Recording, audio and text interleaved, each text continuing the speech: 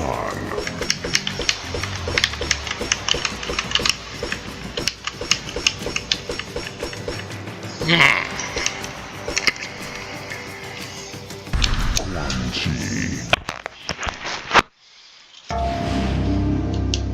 Hello and welcome to my first audio record video.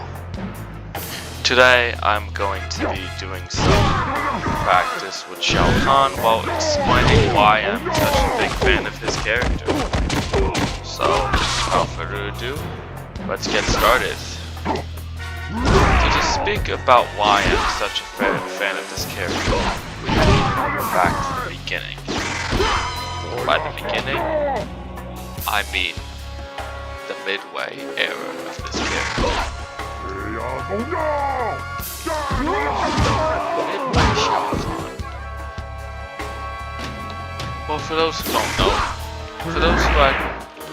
for those who already know what I'm talking about, you know exactly why I'm a big fan of this character. Midway Shao Kahn is arguably the best video game boss created, the best fighting game boss created.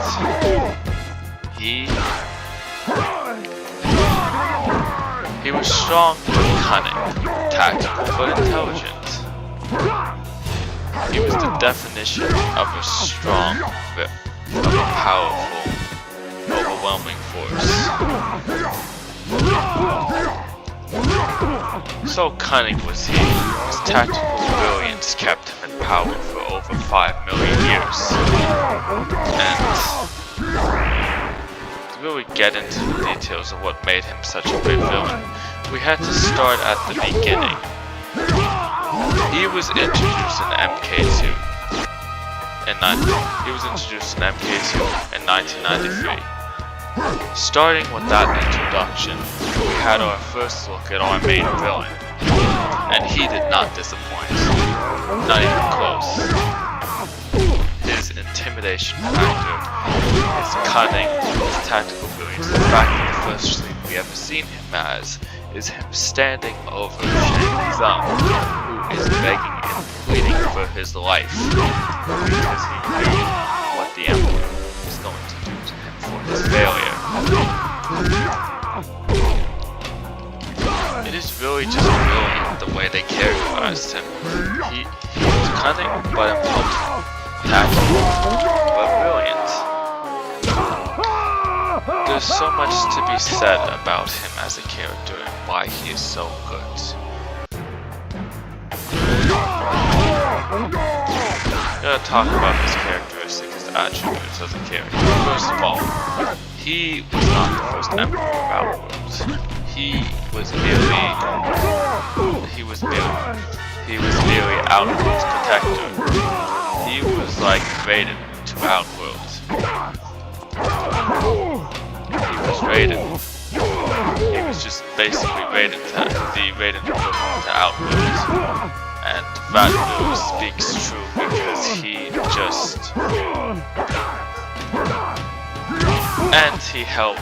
would help Onaga conquer Outworld, subjugating all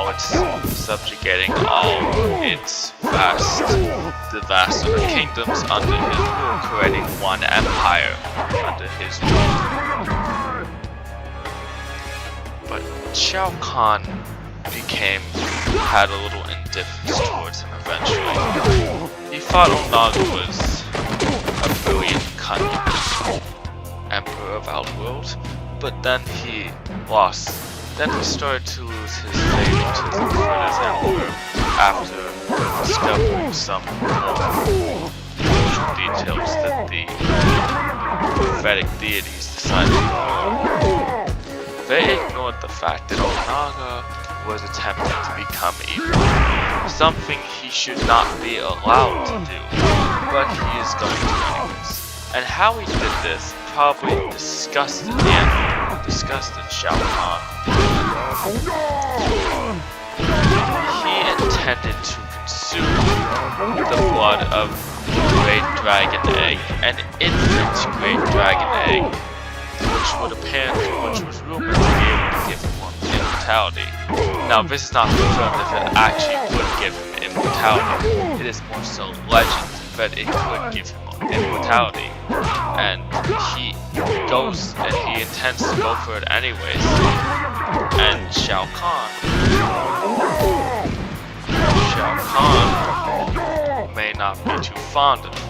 Shao Kahn probably isn't fond of this because he's a protector and he actually cares about outpost people. Despite his characterization, despite how it seems he would be a brutal emperor that refuses to value anything other than his rule, in actuality, Outworld loved him. They viewed him as their true emperor. They had more favor for him than they did for Onaga, and that may be due to the fact that Onaga's very destructive tendencies. By destructive tendencies, I mean consumption. Onaga was not like most youth in Outworld at the time.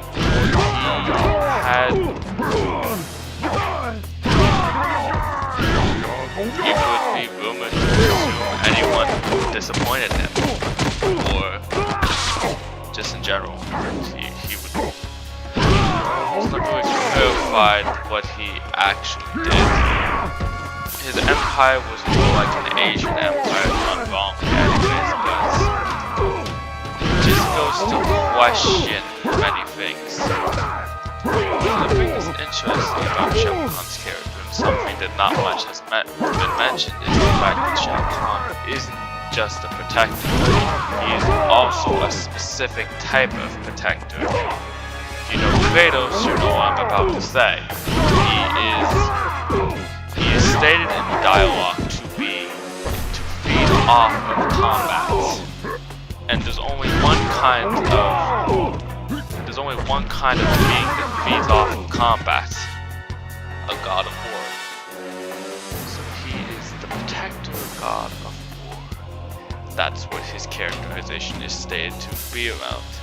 And the original writers, including John Tobias and John Vogel, confirmed that Shao Kahn is the protector, is Outworld protector, just like Vader was to Earthrealm. Shao Kahn is the equivalent to Outworld.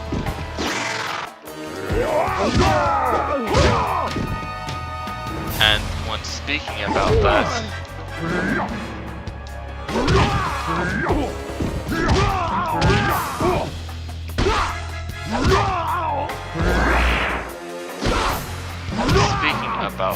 it really goes into understanding why he killed Onaga, because there was nothing left to conquer at this point, and without some kind of conquest, he starts to weaken. Also, he probably saw Onaga as a threat since he wanted to become immortal, and that's just a big no-no. But of course, the deities don't care. He lost respect for the deities, seeing how complacent they are. Of course, he was never as much of a fool about it as Raiden was, because Raiden wanted to serve, and he did not.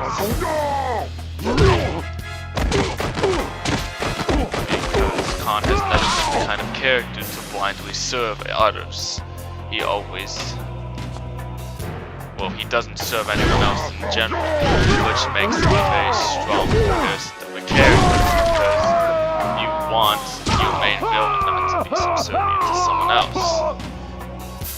It's like the problem that's being seen with Vader as a character is that he would work better as his own master. He's more interesting as his own master when he serves someone else. Shao Kahn never served Onaga, he simply was one of the advisors, because he's the protector. Of course he's going to advise the Emperor of Outworld. He's never served as him, unlike in 11, which presents him as one of his generals. which diminishes his character, of course, but that's 11 in a nutshell for everyone. They also changed his origin in 11 with his new half-dragon aesthetic.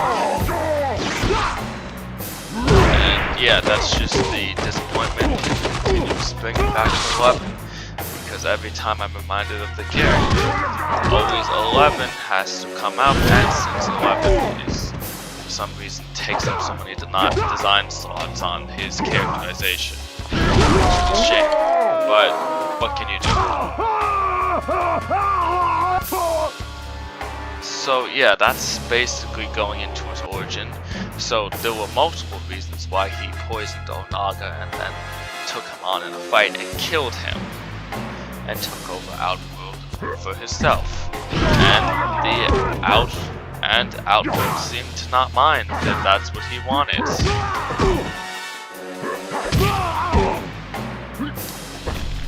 And to be fair, who can blame him? Because Onaga was, well, Onaga was many things, but it does not seem like he had the best interest of Outworld's people.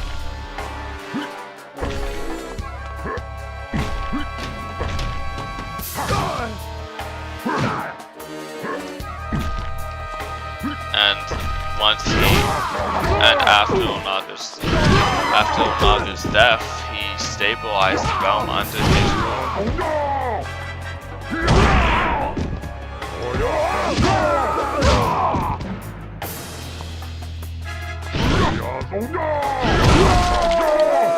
Which really shows his reverence as a character.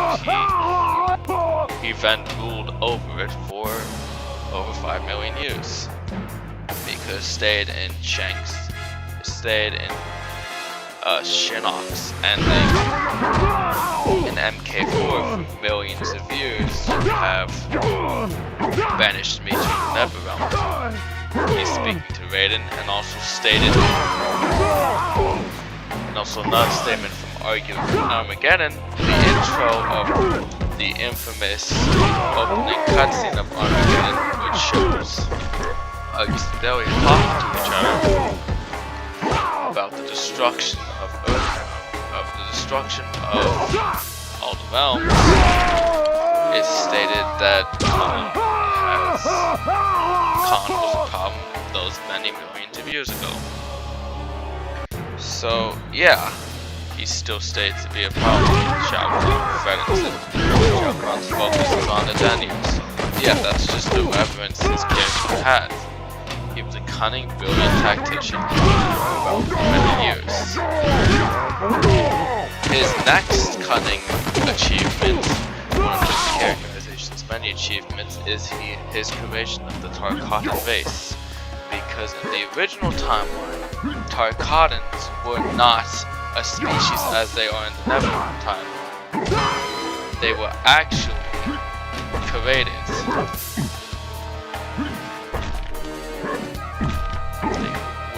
Demonic beings.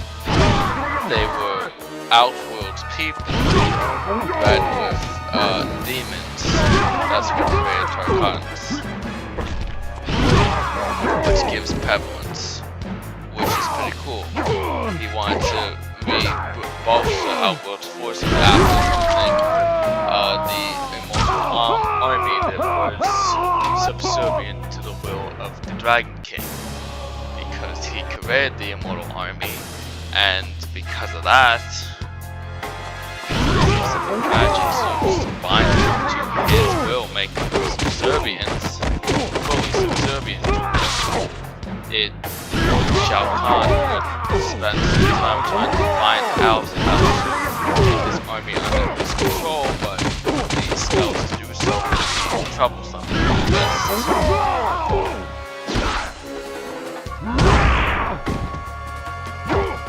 Now, for killing Onaga, Shao Kahn was stripped of his title as protector. A thing he did not take very kindly to, because he did what the deities would not do, because they refused to do anything about anyone unless it actually matters and must actually disrupt their world, which at the time of Naga would not have yet, but he eventually would. But that's besides the point. He did what they couldn't, and for that they punished him. Because they want dogs as their servants, not those who think for themselves.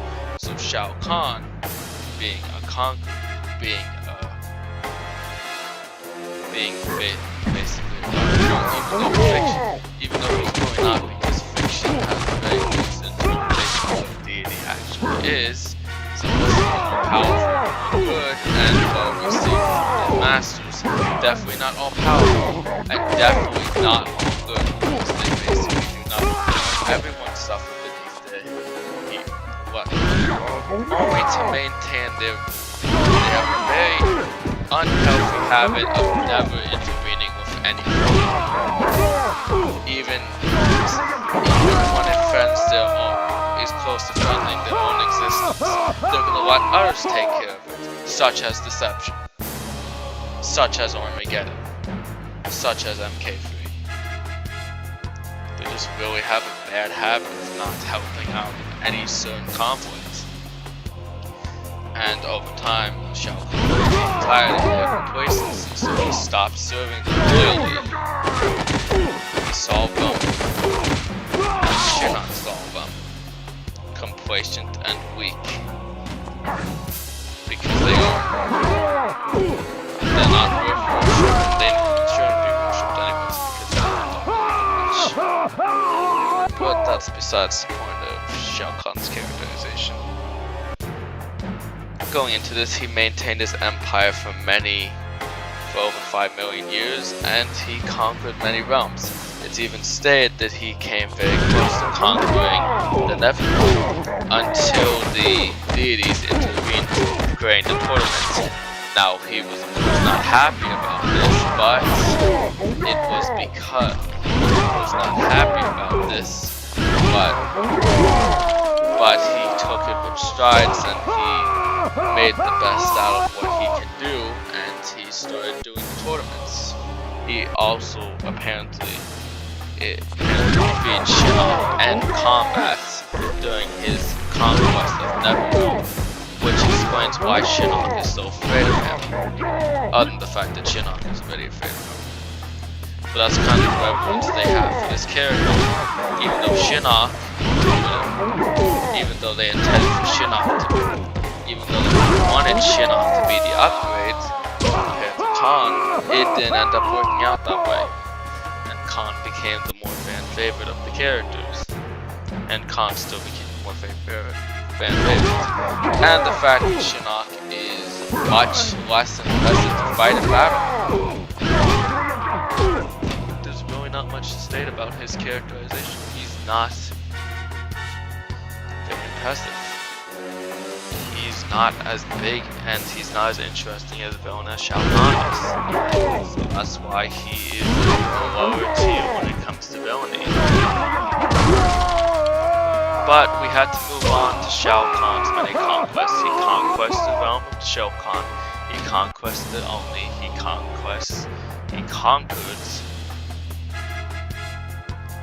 conquered the Centaur. He conquered many races under him who began to fear him. Who feared him. His skill as a battle commander was without match. His victory in conquering these realms who have very powerful warriors made him a significant force to be reckoned with. He eventually moved his attention onto Edenia after winning 10 consecutive tournaments in Mortal Kombat. He then conquered Edenia, killed King Jericho, went for King Sindel, and he took her as his bride. A very prominent thing about him is he was interested in Sindel. He found her attractive. And this great conquest, Daniel is one of the most powerful values out there for conquering. Is he wanted something, he wanted to take something, and that's what he did. I know it's kind of scummy for him to do that, but what do you expect? He's the main villain. Of course he's going to take what he wants. He's the emperor. No one can stand up against him, and that's because his overwhelming power. Also, another point of his characterization is he quickly discovered and mastered soul magic. He wanted to add something onto his abilities as a person, other than being fueled by war, other than being fueled by combat, which really adds reverence to his character. He has so many abilities that most of the fandom doesn't.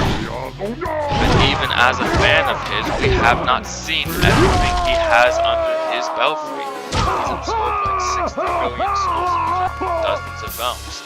He has a lot of abilities, which is really cool as his characterization, because some of these abilities would be pulled out in later games, but they're actually really cool. They add reverence. As you see right now, I'm playing Armageddon, and Armageddon is a really fun game.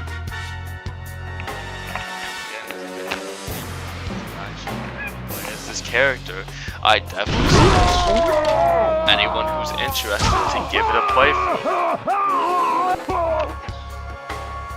This is where his characterization was at one of its peaks. Moving on, we had to discuss the invasion after Daniel continue conquering until you went to Earthrealm. Now Earthrealm was the last piece he needed to overthrow the demons. This was the last piece he needed. This is the last thing he wanted. He was intending to overthrow what he was intending to become.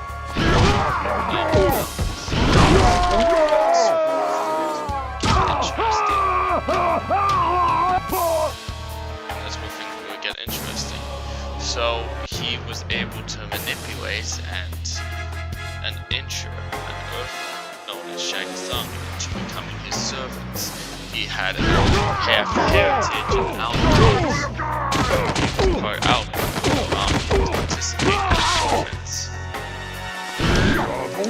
Very interesting turn of events, and yeah, that's where things really get rolling. So he's had some shows before, but they've all betrayed him. Many of them betray him, and he kills them and then steals the souls they've taken. He is smart enough to avoid every assassination attempt, avoid everyone's attempts to take his throne. He's not easily trusting. He's never been easily trusting. In fact, he barely trusts anyone. But harking back before Shang Tsung, we gotta talk about his Shao Kahn's adopted daughter, Kitana. She believes him to be her true father. And though she did discover the truth multiple times before, he would wipe her mind and have her be placed back under his service. That's a very interesting characterization of him. In fact, he wants to be loved. He's not the best at showing affection himself because, well, all he's known for his life is to be. Well, he doesn't know the same love and affection as some other people do know, but he does care and love Kitana. He's kept her around for so long, and he actually values her as a daughter, even saying as a tie-in comic for the Midway era, he said to her, "But you are the one I want," referring to her as the one he wants as a daughter, which is a very interesting characterization. Now, the explanation behind it, we have to get into why he doesn't have children himself. The assumption is he is incapable of having children, that giving a mortal having a child would probably kill her and the child, because the amount of power that is literally inside of him. Not only is he a protector, not only was he the former protector of Outworld, but he also has absorbed so many souls, adding on top of his power. Also, another characterization fact is that, stated in the Midway era, is that his power is so great that it literally occupies physical space. Like Outworld itself is the boundaries of his power. So Outworld is huge. It is made up of dozens of conquered realms, which is many universes smashed together into one singular realm. And his power is Outworld itself. And as such, Earthrealm is necessary for him to expand his power. And the more power and the larger his realm is, the more powerful he can become. Which is a really cool fact of statement showing that Shao Kahn is tied to his realm and power. Also an explanation how he does the merger. He tethers Outworld to himself and steps through a portal, dragging Outworld with him as he begins merging the realm. Which is really cool, because he literally is powerful enough to tether the realm to himself. He's also powerful enough to make souls be connected, to make his servants' souls be connected to him. Like Shang Tsung, for instance. He has a blood pact with the Emperor. A soul pact, basically, where his soul is tethered to the Emperor's soul himself. So if the Emperor is to die, funny thing, because Shang Tsung never accomplished killing him in Deception, but if he actually did, Shang Tsung would have died. Because without the Emperor, there is no... If the Emperor dies, he dies as well. Which is a really smart and crafty way to do things. He did not end up killing him, he ended up killing a clone of the Emperor. Which just adds to his characterization as a smart tactical leader. Now why does he demand conquest? First of all, he wants to rule the realms, one thing. He wants to take revenge on the Elder Worms for scorning him, for stripping him of his title, for punishing him for doing the job they should have been doing all along. And also he's combat empowers him, so he needs to be he needs to have some kind of combat to increase his power. And that's what he does. It's very interesting when you get into the characterization of him, showing that this is the kind of person he actually is. And yeah, it's one of the factors. Also, what makes him such a good villain? The fact that he's so entertaining to watch. All those taunts he does, all the disrespect he gives towards everyone else. It's like, yeah, this is very...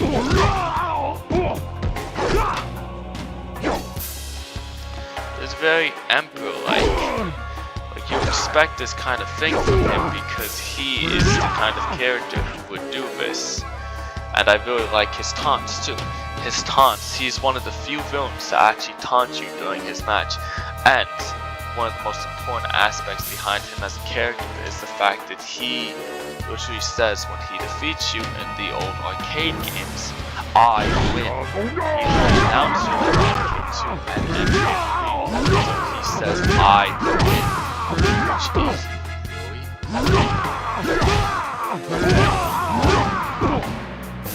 Which is really cool and something I actually really like about his character. Like saying I win is just a part of his, an interesting part of his character, and I really enjoy that aspect about him. Now moving on to more of his characterization, MK2 rolls around. He has his sorcerer, of course. Alright, first of all we gotta discuss some previous details, like Shang Tsung failed him during the first one of the tournaments, the first 500 years of attempting to take over Earthrealm, and Shao Kahn punished him severely for it. He sent him to the Cobalt Mines for punishment. Then he found discovered Goro, who won the last 9 consecutive tournaments. Shao Kahn made it very clear to Shang Tsung that he will not tolerate this kind of failure and was intending to kill him if he does fail. And the events of MK1 happen where Shang Tsung does fail, and then the first scene we see of him is Shang Tsung begging on his knees, pleading for the Emperor to spare him. And only by telling him about the option to have a second tournament does he actually survive. And that is the main goal of this. And Shao Kahn agrees and decides that he will be the one, he will be the champion this time, and he takes on Earthrealm himself. His crafting is shown through Melina, who is a clone. His crafting is shown through Melina, who is a clone of Kitana. A clone created to spy on Kitana, because even though he loves Kitana, he knows one day she will betray him. So he's not willing to take the chance of her betraying him. So yeah, it's very interesting among the facts that that's one of his first instances of showing him being crafty in the games. And that's where we get into some of the best here. Now of course he is defeated by Kang. And yeah, it is understandable. Kang is the main hero, so you would expect the hero to be able to defeat the villain. And there needs to be someone actually, because anyone else who goes up against him gets absolutely dominated. So Kang is a perfect choice, and he's a really good character besides the fact. Now, moving on to Mortal Kombat 3, Shao Kahn of course survives his defeat, and he comes back and he has a new plan cooking. He had the soul of Sindel at his beck and call. He took Sindel's soul after she died, after she committed suicide, and he used that soul to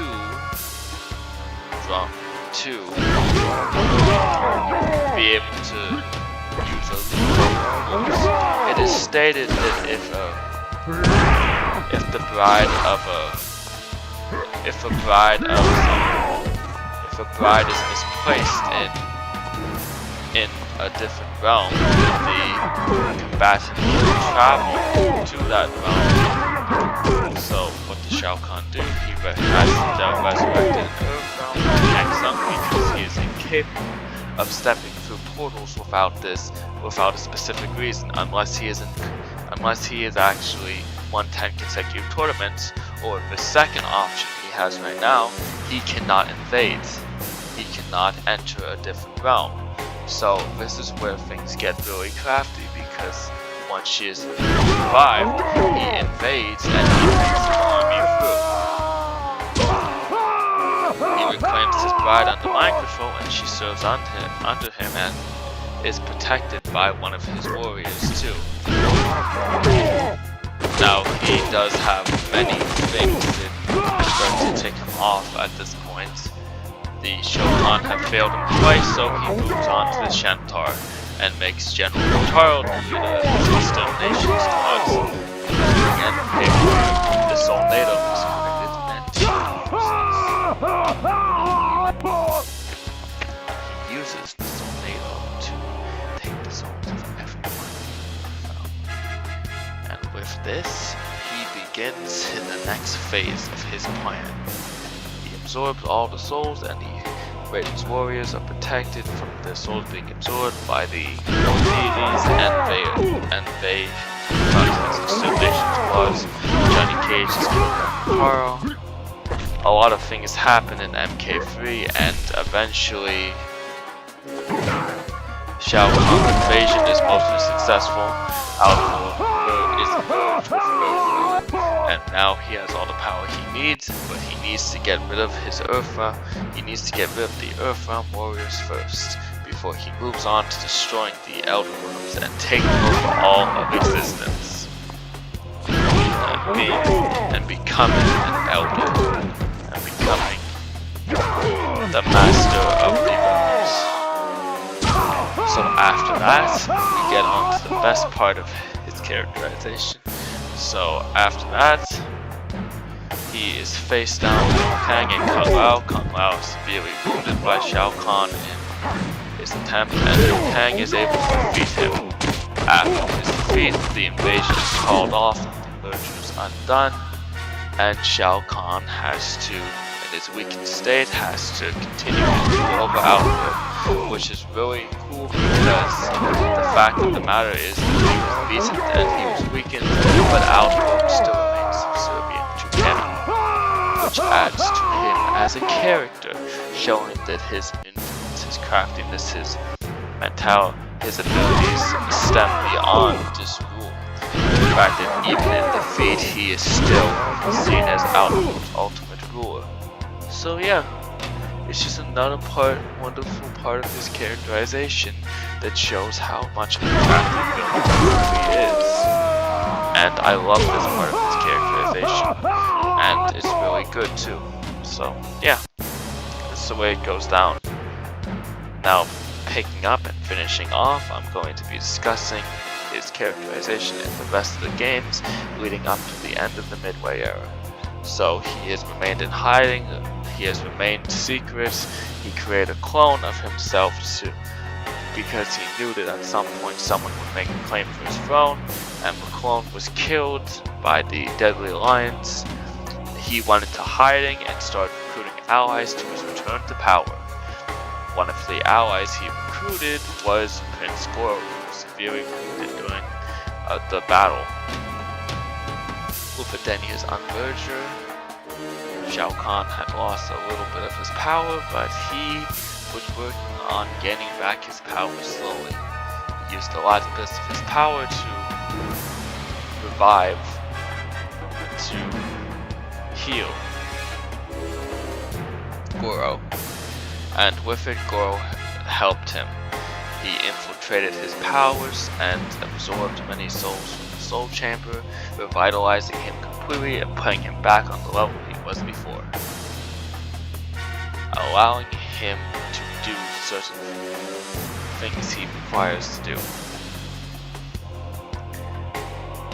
When Deception rolls around, he does not get involved with the Onaga conflict in any way, even though he is stronger than Onaga since he is no longer a protector. Onaga is of course going to underestimate his strength because what he remembers of Shao Kahn was him having to poison him to actually beat him in the fight. But this is not the same character. This is Shao Kahn, who was moved for millions of years and has gained much power since that time. And with that, Shao Kahn began the next phase of his plan. And this is where the ball really gets rolling. He storms his palace, who was occupied by Melina disguised as Katana, who decides to give up the throne willingly to him. And he's back in his seat, he's back in his power station in Mortal Kombat Armageddon. He's back in power, fully back in power. His fortress is completely under his control. The Edenian invasion of Outworld has failed, and everything is back the way it should be for Outworld. Now, Shao Kahn begins his final. Shao Kahn is gaining his power back, doing everything he needs to do, and the Armageddon begins. Armageddon is discovered. Shao Kahn is able to trick Raiden into believing that if he helps Outworld achieve victory over Armageddon, that he will spare Earthrealm. Obviously he will not, but Raiden's being done because of his corruption. And this is where the next parts really get important. This is where things really get rolling, and this is where things really get bad for the original timeline. Shao Kahn and for Quan Chi, Shang Tsung, and Onaga are all in Shao Kahn's secret throne room in a statue of himself, which is really cool, to the fact that he has a statue of himself in a secret phone. And yeah, I love that about him. I find it really funny at the same time. So that's just a part of it, and he convinces them all to join forces, like saying, Quan Chi has told us the forces of light also seek this power. You cannot defeat them. Only together can one of us gain the prize.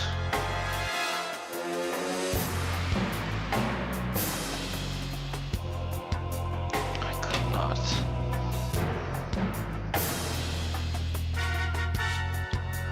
Yeah, so that's the real point behind the whole characterization stuff, and yeah, it's the way things happen.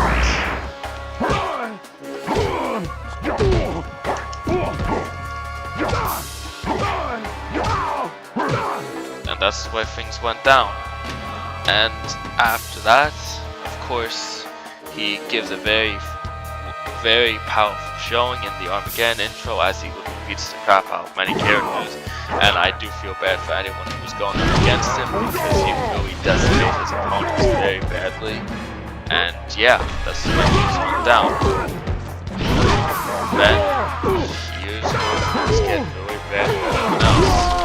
Taven is confronting Blaze, and he is supposed to be the one who kills him, but as he is about to finish Blaze off, Shao Kahn returns to the pyramid after defeating Naga, who underestimated him because Naga dragged him off and he wanted to kill him, but he underestimated how powerful the Emperor has truly become. He used that craftiness by wounding him, by mortally wounding the former Emperor, and took advantage of his wounds and started battling him with this, and then he killed him, probably stealing his soul to even gain more power. He returned back to the pyramid by opening portals, because this stated he can open portals, very easily open portals. He he just has to think about it, he can just open one. And then he confronts, then he defeats Taven, throws him off the pyramid, and then he finishes off Blaze. Dark Raiden finally manages to get up to the pyramid and realizes his mistake, and he is brutally defeated by Shao Kahn. And the original timeline ends with Shao Kahn ruling over it. That's the kind of reverence they had for this character. He's the bar by which every villain stands. He was the true Emperor. He was truly the best version of this character, because he didn't only win, but he truly, there was no way to stop him. Everything ended with the victory of Shao Kahn, and it is sad how far they have gone to diminish his character, and as a fan of his, it's disappointing to me to see how low he has gone since then. But this is midway Shao Kahn. This is why I like the character so much, because he is a very powerful, very cunning, and very tactically brilliant villain. The respect he was given, and even with this characterization, I hope anyone who doesn't know learns to respect this character just as much as I do. Now, this is my first video, and this video will soon be posted after my newest Deception video that was just posted. Alright, I want to thank you all for watching. If you're not interested in hearing anything I had to say, that is okay, because I do gameplay while I'm also playing this. I practice time again, so if you're interested in seeing how gain skill and actually combat enemies, this is how I do it. And it's very fun. Thank you for watching, and God bless you all. Stay tuned, I have many more videos coming out. Thank you all for tuning in.